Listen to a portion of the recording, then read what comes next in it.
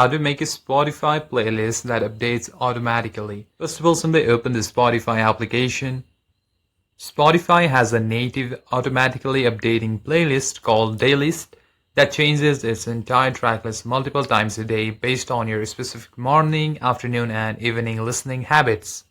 Now to find that, simply tap on the search bar with the magnifying glass and simply tap on it. Now simply type Daylist and you'll find Daylist Spotify, which is made for you, custom made for you. Simply tap on the playlist.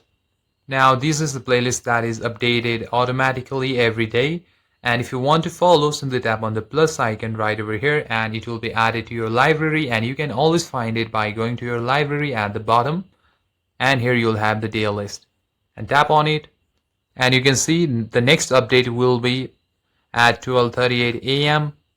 which are inspired by your listening on Mondays at night. So this keeps updating based on the songs that you listen on Spotify. And that's it for the video, guys. If you enjoyed the video, consider giving it a like and subscribe to the channel. I'll see you on the next one.